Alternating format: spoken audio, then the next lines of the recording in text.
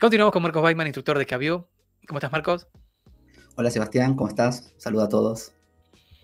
Bueno, y continuamos hablando sobre la Torá y sobre su lenguaje interno, ¿no? Y particularmente yo quiero preguntarte algo también que es muy interesante dentro de la Torá, porque nos hablan también de las tablas de la ley. Nos habla de Moisés cuando bajó con la Torá y todas estas historias, estos relatos, que ya son muy conocidos también dentro de todo el mundo. Entonces, ¿qué representan las dos tablas de la ley y qué tipo de relación espiritual nos enseñan? Bien, primero tenemos que, como bien dijiste, ¿no? Las tablas que Moisés entrega. Tenemos que partir de que Moisés, Moshe en hebreo, es una fuerza, que tiene que ver una fuerza de ejecución del mismo creador. En la sabiduría de la Kabbalah nos explica que las estructuras del universo son cualidades que el creador tiene en el propósito de su pensamiento inicial y la actitud hacia nosotros. Entonces, hay muchas secciones en la Torá. Y dentro de esas secciones hay una que habla justamente de estas tablas. Dentro de estas tablas es una parte de las secciones de las cualidades del creador con el propósito que tiene el creador en su creación. Y acá podemos ver a Moisés como una fuerza de ejecución del mismo creador, donde nos habla de dos tablas que tienen que ver con dos reflejos de dos fuerzas que ejecutan la creación del universo, una que da y otra que recibe. La acción de dar es la que tiene la relación con el creador en forma directa, es la que trabajamos con esa fuerza que es una naturaleza distinta a la nuestra. Y la acción de recepción tiene que ver con el trabajo que nosotros tenemos que hacer en el mundo de las acciones, y ahí se conoce como la relación con el prójimo. Entonces las tablas nos están reflejando justamente dentro del propósito de la creación los atributos del creador que tiene que ver con el dar y recibir. La relación entre ellas, que parecen contrapuestas, ¿no? Pero sin embargo, una tabla tiene que ver con la relación con el creador y la otra tabla tiene que ver la relación con el otro, con el prójimo. Eso es lo que nos está reflejando. Y en la ejecución que lo hace, la fuerza llamada Moisés. Bien, y entonces, ¿qué significa? O sea, hablamos de que una de las tablas fueron grabadas por Dios y luego fueron destruidas por Moisés en esas primeras tablas que él trae del monte Sinaí. O sea, ¿qué significa esto? Bien. Bueno, vamos a poner un poquito en contexto, ¿no? Esto es maravilloso, este es un tema apasionante sobre el tema de las tablas. Porque primero hay una preparación, nos dice que para recibir las primeras tablas, Moshe estuvo 40 días y 40 noches. ¿Sí? Está escrito en Devarim, en Deuteronomio, dice que Moisés estuvo 40 días y 40 noches. Y también dice que no comió ni pan ni agua. Pero ¿qué significa pan y agua? Es el reflejo, lo que nos enseña en la Torá, es el reflejo de todas las transgresiones que tenía el pueblo ante la desconexión con el Creador. Entonces vemos que Moisés baja de un monte, donde ya viene con dos tablas, pero vienen con dos tablas, como dije en un primer momento, sobre la relación del Creador y la relación con el prójimo, pero escritas por el Creador, o sea, implantadas por el Creador, de una forma donde no había egoísmo, donde no había todavía una maldad que se reconociera. Cuando Moisés baja y ve que el pueblo se estaba manifestando su egoísmo, porque Moisés durante la revelación de las tablas, estaba ocurriendo que el pueblo estaba teniendo la revelación de su egoísmo. Había empezado a adorar a un becerro, habían construido un becerro. Estos 40 días, 40 noches, nos está hablando de una fracción de tiempo en la cual el pueblo se resiste a querer recibir las tablas. ¿Por qué? Porque todavía no se refleja su maldad. Y no se puede corregir algo si primero no se revela la maldad. Entonces acá es necesario que ocurra lo que pasa con el becerro, y cuando Moisés baja con las tablas escritas por el Creador, ve el máximo esplendor, digamos, del egoísmo, que es la idolatría en este becerro. Moisés la rompe contra el becerro, la destruye. Es necesario elevarse por fe por encima de la razón. Es una acción que nos enseñan los cabalistas, porque no podemos entrar a corregir lo que se conoce como el pecado de Adán, ¿sí? O sea que no podemos corregir si primero no revelamos el mal.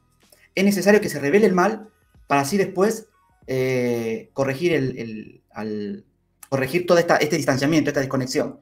Entonces, sin la revelación del becerro de oro, es imposible llegar a una corrección.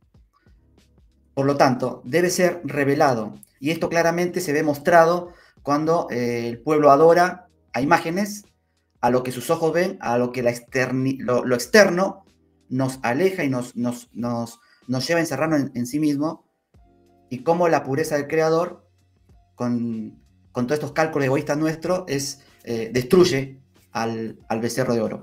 Ahí es donde se conoce como la ruptura, ¿no? Se rompe estas tablas que mencionabas. Tengo Y una también me pregunta. preguntas... No, y tengo una pregunta Sí, de continuar porque me dio curiosidad saber qué significa entonces la idolatría. Entonces, en algo práctico, que es cuando estamos inmersos en nuestro propio deseo de recibir, por ejemplo. O sea, yo estoy pensando más en, no sé, en mi auto, más que en mi familia o cosas así, ¿o qué sería? exactamente, es la transgresión de no recibir al Creador, sino recibir mi placer, mi beneficio propio. Y puede ser, como bien decías, un auto, plata, no sé, cualquier cosa puede ser. O sea, hasta un hijo puede ser. Si vemos la Torá, inclusive hay una parte donde se pide un sacrificio de un hijo. Hay que entenderlo bien eso dentro del lenguaje de las ramas. Pero todo aquello que me lleve a mí a una transgresión de no recibir a la fuerza otorgante, se llama idolatría. No necesariamente una imagen, sino transgredir a no querer conectarme con el propósito de la creación, con el creador mismo. Bien, o sea, sí, la siguiente pregunta que te hacía era sobre justamente es la ruptura de las tablas, porque al fin y al cabo pareciera que lo hace por un acto de enojo o contra el pueblo, ¿no? Que justamente estaba haciendo esa idolatría, y también que después vuelve otra vez a subir y a bajar con otras tablas nuevas. Entonces, ¿qué representan este proceso, ¿no? Por un lado, ya lo que dijiste recién, ¿no? De la destrucción de las tablas y el volver a hacerlas otra vez. ¿Qué diferencia hay entre una y otra también? Bueno, cuando se rompe justamente las tablas de la ley en el becerro, que dicho de paso fue un 9 de Ab, ¿no? Un 9 de Ab es una fecha muy especial dentro de todo el camino de los cabalistas. Se rompe de que el becerro de oro fundido en la vasija santa, o sea, las vasijas de otorgamiento del Creador son las que destrozan a la vasija de recepción egoístas, las cuales el Creador va a ir siendo revelado después. Entonces, ¿qué pasa? Moisés asciende de nuevo a la montaña para obtener otras tablas y bajar. Y eso también se conoce como un día santo, ¿no? Se conoce como el día de Yom Kippur, que tiene que ver justamente con el camino de corrección. Es un camino de corrección y a su vez de renacimiento. ¿Por qué? Porque baja con unas tablas donde ya no fue el mismo creador quien las escribe, digamos, la fuerza otorgante. ¿Por qué? Porque el pueblo ya había reconocido su maldad. El pueblo ya había visto lo alejado y desconectado del creador. Entonces Moisés sube, dice, asciende, o sea, la fuerza del creador vuelve a ascender y le da la posibilidad al pueblo de que a través de lo que se conoce Día del Perdón o Yom Kippur, pueda recibir y renacer de vuelta y comenzar a trabajar. Entonces, la persona debe de ir por todos esos estados, primario de revelar el mal, que significa que su naturaleza se debe ver, la persona debe ser consciente de su naturaleza, ¿sí? No, porque muchas veces pensamos, Sebastián, que porque hacemos cosas buenas, porque nos dijeron hacer lo correcto y lo hago, soy una persona buena. Mi naturaleza receptora no tiene nada que ver con el cálculo humano de bondad, sino tiene que ver con el cálculo de lo que el creador es bueno. Y el bueno está orientado a la fuerza otorgante.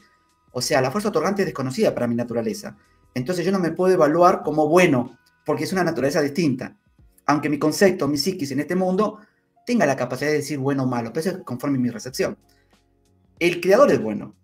Entonces, toda la grandeza de la fuerza del creador se tiene que ver reflejada en las acciones que yo voy a hacer con esa intención que estuvimos hablando. Cuando tomo las tablas, las segundas tablas que viene Moisés, son las tablas de un camino de corrección, de un camino donde yo empiezo a corregir mi naturaleza egoísta, idólatra, esas transgresiones de recepción propias. Y acá empiezo un camino distinto, donde empiezo a aplicar estas tablas, pero con un conocimiento de revelación de mi mal. Y empezar a odiar a mi mal y ver el distanciamiento que tengo con el Creador entre nosotros mismos. Y ahí el trabajo es distinto. Ahí empiezo a trabajar la intención. No me alejo, sino que soy consciente que no debo pasar por alto mis acciones. No es el otro, sino soy yo. Y ahí empieza un trabajo distinto que lo hacemos en el grupo, ¿no? Acá estoy en la Cábala. Entonces también estamos hablando de un momento de puro esfuerzo y trabajo de alguna manera consciente, ¿no? O sea, inconscientemente somos idólatras, pero conscientemente rompemos esta idolatría para poder corregir y ascender hacia la espiritualidad, ¿no? Exactamente, el hombre con esto tiene la posibilidad de trabajar activamente en la corrección. Ya no es solamente el creador en su propósito de vasijas de otorgamiento, sino es el creador con las vasijas mezcladas entre otorgamiento y recepción, en la cual yo la debo transformar a esa recepción con la intención correcta para que sean vasijas de otorgamiento. El caso de la luz es que ya no va a descender como un regalo, como si fuese algo que meritorio, sino que requiere de un trabajo interno para poder recibirla. Tengo que ser merecedor de recibir esa luz. Y te hago una pregunta más allá por ahí de la gematría o de la misma lenguaje de ramas, principalmente sobre Moisés. O sea, ¿qué representa Moisés entonces en esta historia? Porque vemos que siento que es una fuerza que de alguna manera nos guía en el camino. O sea, ¿cómo puedo yo identificar esa fuerza de Moisés en mí mismo? Moisés es una fuerza que habita en todos, Sebastián. Algo que el ser humano desconoce y a veces actúa en forma, digamos, instintiva y no se da cuenta, a veces esa fuerza se ejecuta simplemente por amor del creador, pero nosotros la vamos a ver como contraria y dolorosa. Moisés es una fuerza de otorgamiento, es una vasija que se entrega. Primero vamos a ir al contexto para entender lo que es esta fuerza. Estamos viendo que el pueblo de Israel sale de Egipto, o sea, hay un éxodo. ¿Por qué hay un éxodo? Salimos del máximo expositor del egoísmo, que es el faraón. Nos lleva el creador a ese desierto donde necesitamos tener unas vasijas distintas a las vasijas que teníamos en Egipto. Eran unas vasijas egoístas. Entonces, recibimos incluso la Torá en el monte Sinaí, en el monte del sufrimiento, en el monte del dolor. Y acá lo que estamos viendo es la fuerza de Keter. Tengo que hablarte un poco de las Sefirot, pero Moshe representa esa fuerza. Keter es la que recibe la Torá. Y ese es Moshe. Pero ¿dónde lo recibe? En el punto de Malhut. ¿Y dónde estaba? Donde habían hecho ese ídolo. Donde el pueblo está abajo de la montaña y está dominado justamente por el egoísmo, por la idolatría que acabamos de explicar. Entonces, el pueblo que representa ahí a Malhut, en forma de un ídolo, Moshe desde Keter tiene que bajar esa ley, esa luz. Ese distanciamiento, esa línea, ese es el creador, esa es la fuerza de Moisés. Moisés es una fuerza de guía y que jala también al creador. Simboliza justamente todo esto. Es la misericordia del creador entregándole la posibilidad al hombre de que corrija su naturaleza receptora. Por eso el proceso de recibir la Torá, que es un viaje largo, las correcciones que va a ocurrir en el desierto y cómo el creador con la fuerza de Moshe va a hacer que tenga una relación desde Malhut hasta Keter. Y volviendo a las palabras que empezamos, Yud, Hei, Bab, Hei, la Hei de abajo, que estamos acá en Malhut, tiene que tener relación con la Yud, Keter. Entonces la Torá, para ir cerrando un poco las ideas, ¿no? De que la Torá es como una instrucción o un libro donde uno puede corregirse de alguna manera y volver de nuevo otra vez a esa Yud, como decís, ¿no? De esta Hei hasta esa Yud. Exactamente, es un proceso, y en esto sí es importante entenderlo, porque es un proceso que no termina con la salida de Egipto y recibiendo la Torá. Porque cuando recibimos la Torá, empezamos a refinar primero nuestras vasijas. O sea, voy teniendo conocimiento de mi maldad. No es que la recibo y está todo bien, no, al contrario. ¿Viste? Cuando uno entra a un cuarto oscuro y no ve nada, se empieza a tropezar las cosas porque desconoce lo que hay adentro. Cuando prendes la luz, vas viendo los objetos que hay y lo vas a empezar a esquivar o a mover según cómo quieras ordenar esa habitación. Lo mismo nos pasa cuando salimos en todo este proceso. Empezamos a refinar nuestras vasijas, comenzamos a corregirlas, y esto fue un proceso durante 40 años en el desierto, hasta llegar a la tierra de Israel. Entonces, antes de llegar a la corrección final, todavía hay muchos desafíos que tiene que enfrentar el pueblo. O sea, hay muchas correcciones que cuando nosotros empezamos a ver nuestro egoísmo, empezamos a ver que tenemos que enfrentarlas, y el propósito es desarrollar un sentido del estado verdadero, que tiene que ver con lo eterno y perfecto, ya que está dentro de nosotros, esa fuerza Moisés, habita dentro nuestro, está todo dentro nuestro. Entonces nosotros tenemos que tener ese trabajo verdadero y que está dentro nuestro. En esencia, lo que te quiero decir es que todo el proceso es una forma de abrir nuestras vasijas para poder sentir cada vez más nuestro lugar, para sentir cada vez más la vasija de la percepción que hay dentro nuestro y que lo externo no las cambia, que lo único que cambia es nuestra percepción y que lo interno está siendo perfecto, pero sin embargo mi percepción lo ve imperfecta. Entonces ahí vamos a ver cómo es asombroso, cómo la recepción de la divinidad va siendo un descubrimiento, una revelación interna. Vamos descubriéndonos dónde estamos, qué hay en nuestro interior y cómo podemos compararlo con alguien inconsciente poco a poco que se va despertando mediante ama a tu prójimo como a ti mismo. Ahí es donde empezamos a unir justamente lo que estamos tocando este tema. Empezamos a unir lo que es las dos tablas. ¿Por qué fueron hechas dos tablas? ¿Por qué tuvo que romperse? ¿Por qué tuvo que de vuelta reescribirlas para que así nosotros podamos tener una única conciencia y un mismo sentir? Entonces, podríamos decir que la entrega de la Torá es el inicio de nuestro camino espiritual. Exactamente. En la entrega de la Torá nosotros empezamos a refinar nuestras vasijas. Es el inicio de todo este camino que tenemos para llegar a lo que se conoce como Gemar Tikkun, la corrección final, o la adhesión hacia la fuente de la creación. Bueno, Marcos, muchas gracias. No, a vos y un saludo grande a todos.